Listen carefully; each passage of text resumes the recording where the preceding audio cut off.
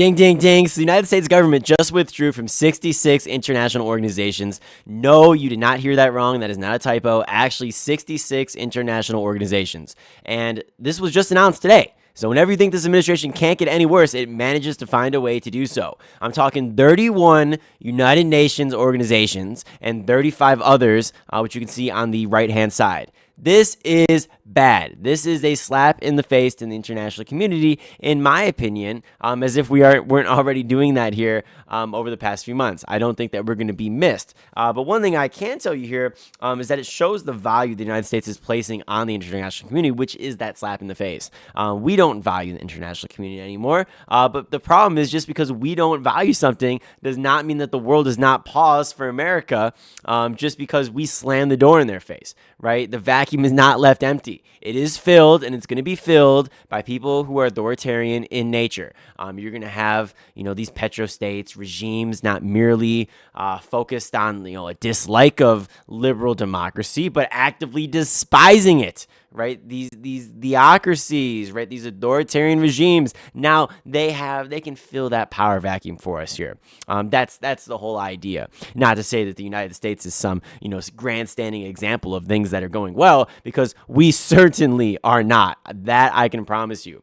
But if you believe that withdrawing from these global institutions, and is the right thing to do, that this is somehow going to, humiliate these other states like China or Russia, then I think that you have misunderstood what it means to have power in the 21st century. These people are actually happy, right? Because now they can have an extra seat at the table. And whether that's, them themselves, or if these are just proxies on behalf of those countries, people doing it for them. For God's sake, we know that China has rebuilt half the world. Half the world's in debt to China these days. At least that's certainly what it feels like here. And so, the irony here is exquisite, right? These are the same people who speak endlessly of sovereignty now choose to forfeit that influence. Right? Donald Trump, he's forfeiting influence in the international community. Now, whether or not you think he needs that influence, I guess that's completely irrelevant. But one thing I can tell you is influence, right? That's influence. Now, the UN, we sort of cast them aside. You could say, well, look, if Trump can, kidnap foreign leaders with impunity, then maybe we don't necessarily need the UN. But what I can tell you is it's probably better to be on there than it is to not be on there. So why would you give up your seat at the table? That's what makes absolutely no sense. I don't know.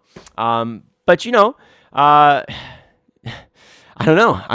There's really not much to say. Once you give up, once you decide that you're not going to, you don't defend your interest by refusing to show up. Does that make sense? Right? You defend your interest by arguing for them, by vetoing, by funding, and whenever necessary, fighting.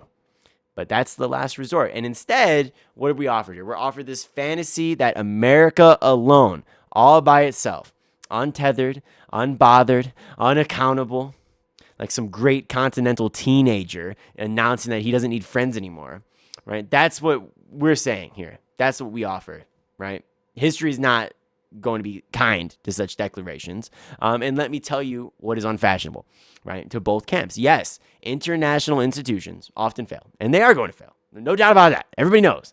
But unilateralism fails more spectacularly, right? Yeah, there's flaws everywhere, right? But if you're all standing alone, you're standing alone, and you got an insane fucking ego. The ego of the United States, the ego of Donald Trump, who runs the United States.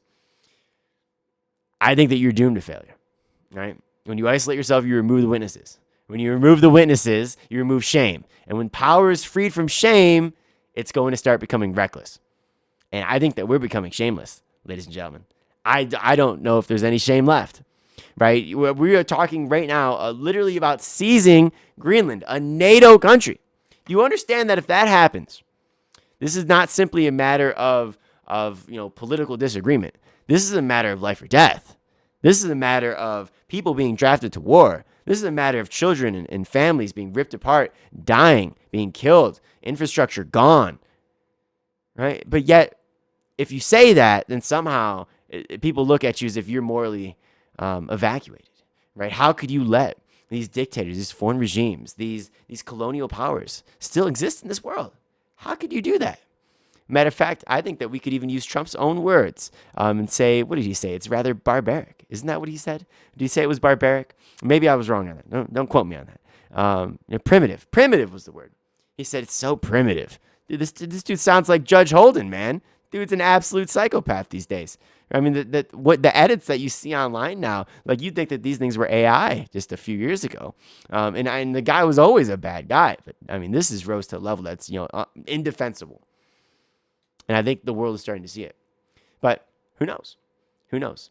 The U.S. walks out of 66 international organizations and it feels like nobody bats an eye. I guess only time will tell. But ladies and gentlemen, if you did enjoy the video here, please be sure to like, comment, and subscribe. My name is Dr. Ian Phillips. Hopefully you enjoyed my take, and we'll talk to you later. Peace.